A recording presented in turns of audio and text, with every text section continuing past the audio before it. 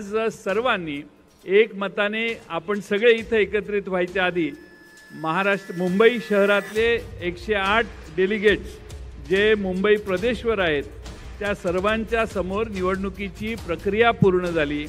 निवडणुकीच्या प्रक्रियेला कायद्याने जो आवश्यक आहे तो सगळा वेळ देण्यात आला आणि त्यात एकच अर्ज राखीताई जाधव यांचा आला आणि म्हणून त्यांना बिनविरोध मुंबई राष्ट्रवादी काँग्रेसचा अध्यक्ष म्हणून हरीश सनस साहेबांनी कार्यक्रमाच्या सुरुवातीला घोषणा केली। मगाशी त्यांनी आधी घोषणा केली। आज खरं म्हणजे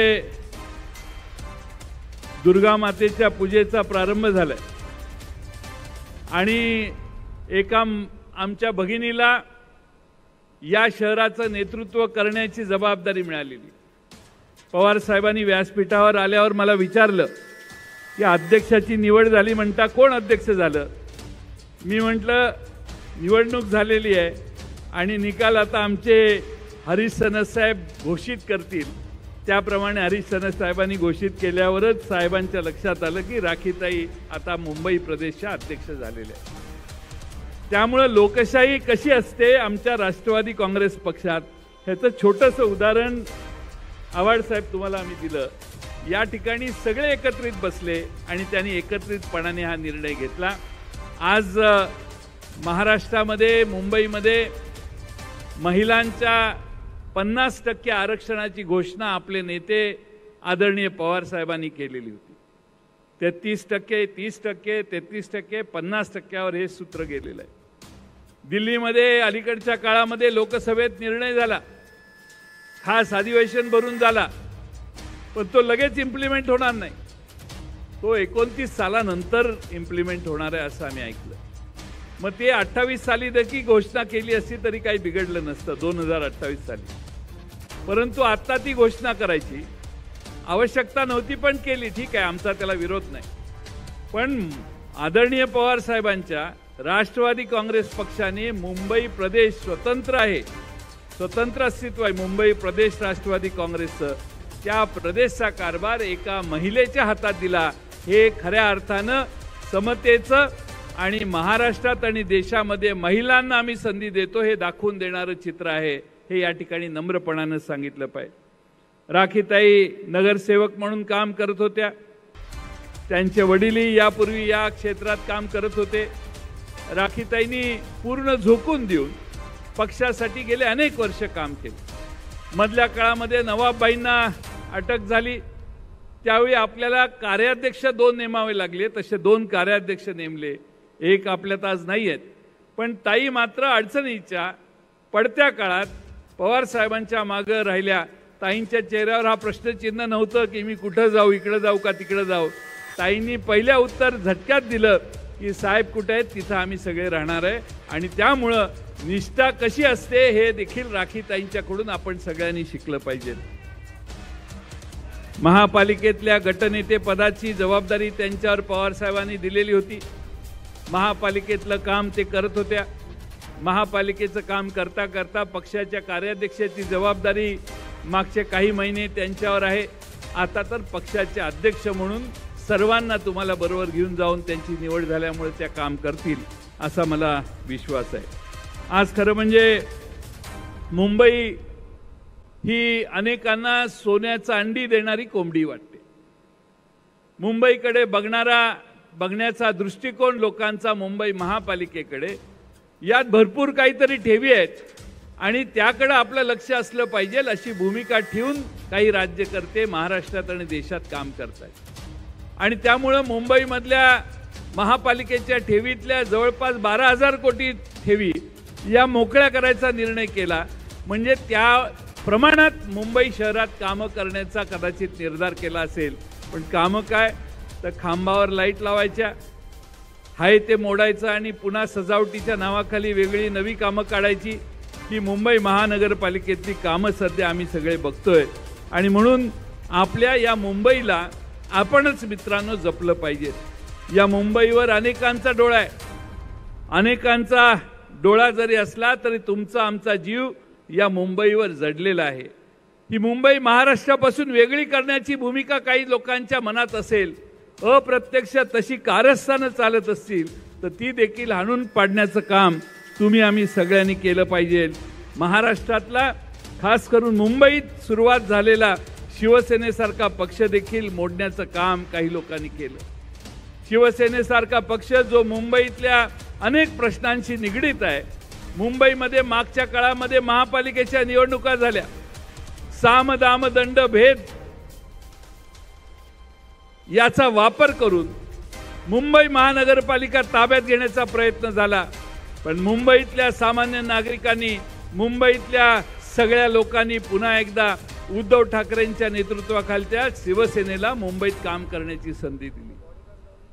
हा सगळा मागचा इतिहास मी यासाठी सांगतोय की त्यावेळी जे निवडून आले, जवळपास शिवसेनेच्या बरोबरी करण्याचा ज्यांनी प्रयत्न केला त्यांनी सांगितलं आता आम्ही सत्तेत जाणार नाही, आम्ही रखवालदार म्हणून या मुंबईची काळजी घेऊ, पहारेकरी म्हणून आम्ही राहू। त्यावेळी या मुंबईमध्ये महाविकास आघाडीची बीजं रोवली गेली असं माझं मत आहे। मुंबईत महानगरपालिकेसाठी जो वाद झाला आणि जी मागची निवडणूक झाली त्यातूनच मुंबई शहरामध्ये मुंबईतल्या शिवसेनेला संपवण्याचं, मुंबई महानगरपालिका हिसकावून घेण्याचं काम पाप मनात कुणाच्या तरी आहे हे स्पष्ट झालं आणि त्यातच महाविकास आघाडीच्या निर्मितीची बीजं रोवली असं म्हटलं तर मित्रांनो वावगं ठरणार नाही। खरं म्हणजे आज फार मोठ्या प्रमाणात मुंबईत वेगळी कामं सुशोभीकरणाच्या नावाखाली चालू आहेत, ठीक आहे, काय हरकत नाही, पण मुंबईकरांना लक्षात आलंय की ही मुंबईची लूट चालू आहे। मुंबईत महानगरपालिकेत नगरसेवक नाही, निवडणुका घेण्याची इच्छा नाही, निवडणुका घेण्याचं धाडस नाही आणि त्यामुळं मुंबई प्रशासकांच्या हातात आज आहे आणि प्रशासकामध्ये मुंबई महानगरपालिकेमध्ये या शहराच्या पालकमंत्र्यांनी देखील मुंबई महानगरपालिकेत जाऊन आता कार्यालय थाटलेलं आहे। याचा अर्थ मुंबईवर किती डोळा आहे हे तुम्हा सर्वांच्या लक्षात येण्याची गरज आहे। खरं म्हणजे एका बाजूला आपण सगळ्यांनी महाराष्ट्र सरकारच्या मागच्या 10-15 दिवसाच्या बातम्या ऐका। नांदेडला काही लोकांचा मृत्यू हॉस्पिटलमध्ये झाला, औषधं पोच झाली नाहीत, अनेक गोष्टींची घिसडगाई झाली आणि त्यामुळं फार मोठ्या प्रमाणामध्ये महाराष्ट्रामध्ये आरोग्याची कुचंबना, आरोग्याच्या सेवेचा अर्धवटपणा महाराष्ट्रातल्या वेगवेगळ्या रुग्णालयात होता। त्याचा पीक नांदेडच्या रुग्णालयात झाला आणि प्रचंड देशभर त्याची चर्चा झाली। का तर महाराष्ट्रातलं आरोग्य खातं, महाराष्ट्रातलं या संदर्भातलं जे खातं आहे ते खातं जबाबदारी पूर्ण पाडू शकत नाही, हा त्यातनं निष्कर्ष देशातल्या लोकांनी घातला आणि जवळपास 4-5 दिवसात मित्रांनो जवळपास 61 लोकांच्या पेक्षा जास्त लोकांनी सरकारी इस्पितळात आपला जीव गमावला। जे शक्य होतं वाचवणं ते सहज शक्य होतं, ते फक्त सरकारच्या दुर्लक्षपणामुळे महाराष्ट्रातल्या अनेक इस्पितळात घडलं आणि लोकांचे जीव गेले, हे मात्र तुम्ही सगळ्यांनी विसरू शकत नाही। आज खरं म्हणजे मुंबई शहराचं महत्त्व कसं कमी होईल हे बघण्याचं काम झालंय। आम्ही विधानसभेत याचे अनेक वेळा उल्लेख केलेले आहेत। इंटरनॅशनल फायनान्शियल सेंटर हे आपल्या BKC मध्ये प्लॅन केलेलं होतं, ते आता गुजरातला नेलं। MIALचं ऑफिस आता मुंबईवरून गुजरातला गेलं। एअर इंडियाचं ऑफिस, त्या एअर इंडियाची बिल्डिंग तुम्हाला सगळ्यांना माहिती आहे, ते ऑफिसही एअर इंडियाचं काढलं आणि दिल्लीला नेण्याचं काम झालं। ट्रेडमार्क पेटंट ऑफिस मुंबईत होतं, तेही आता दिल्लीला शिफ्ट करण्याचं काम झालं। शिप ब्रेकिंगच्या ॲक्टिव्हिटी मुंबईपासून आता गुजरातमध्ये गेल्या। डायमंड मार्केट हे आपल्या मुंबईमधून आता सुरतला शिफ्ट झालं।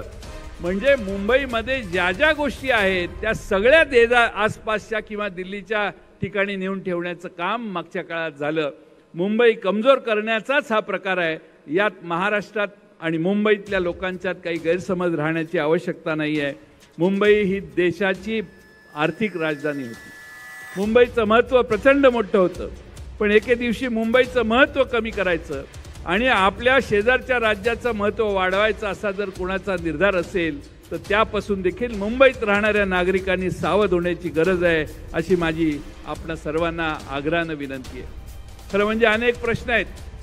कचऱ्याचा प्रश्न आहे, पिण्याच्या पाण्याचा प्रश्न आहे, ड्रेनेजचा प्रश्न आहे, अनेक प्रश्न प्रलंबित आहेत. मुंबई शहराच्या उपनगरातले दोन्ही उपनगर ही एवढ्या मोठ्या प्रमाणात अनेक समस्यांना तोंड देत आहेत की मुंबईतल्या कोणत्याही उपनगरात जायचं असेल तर 1.5 तासाच्या आत तुम्ही पोचत नाही.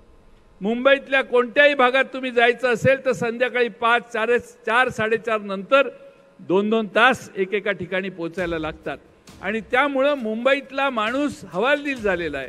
मुंबईच्या बाहेरून येणारा, वसई, विरार, भाईंदर या भागातून येणारा माणूस हा देखील हळूहळू या सगळ्या मुंबईत येऊन कष्ट करण्याची जी संधी त्याला आहे, त्याला इतका वेळ यायला आणि जायला लागला आहे.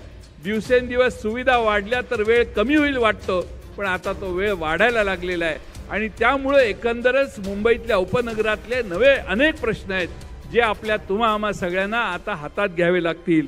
आणि म्हणून माझी आपणाला विनंती आहे की पवार साहेबांचे कार्यकर्ते म्हणून, राष्ट्रवादी काँग्रेसचे कार्यकर्ते म्हणून आमच्या पक्षाच्या सगळ्या संघटना, सगळ्या फ्रंटल हे आता फील्डवर दिसले पाहिजे. आपल्या सगळ्यांना ताकदीनं, एकेकाळी मुंबईमध्ये 3-4 आमदार आपले होते, 1 खासदार आपला होता. कोणत्याही परिस्थितीमध्ये पुढच्या काळात ही गेलेलं वैभव पुन्हा मिळवायची ताकद आपण सगळ्यांनी खर्च करून ताकदीनं गेलेलं वैभव पवार साहेबांच्या नेतृत्वाखाली राष्ट्रवादी काँग्रेसला परत आणण्याचं काम आपल्या सगळ्यांना भविष्य काळात करायचं. महाराष्ट्रात आम्ही अनेक ठिकाणी जातो. महाराष्ट्रातलं चित्र असं आहे की पवार साहेबांच्या मागं आहे असं माणसं सांगतात. काल परवा अकोल्यात आपला एकही आमदार नव्हता. त्या अकोल्यात पवार साहेब गेले, दुतर्फा लोकांनी पवार साहेबांचं स्वागत केलं. 10-15 हजार लोक एकत्रित येऊन पवार साहेबांच्या त्या कार्यक्रमाला देखील उपस्थित होते. महाराष्ट्रात पवार साहेब कुठेही गेले तर आज प्रचंड सहानुभूतीनं माणसं म्हणतात की आम्ही पवार साहेब तुमच्या मागं आहे. जे बाहेर गेलेले आहेत त्यांचं सोडून द्या, आम्ही तुमच्या मागं आहे हे सांगणारा महाराष्ट्रात चांद्यापासून बांद्यापर्यंत प्रत्येक मतदारसंघात कार्यकर्ता आहे. आणि त्यामुळे तुम्ही चिंता करण्याची गरज नाही.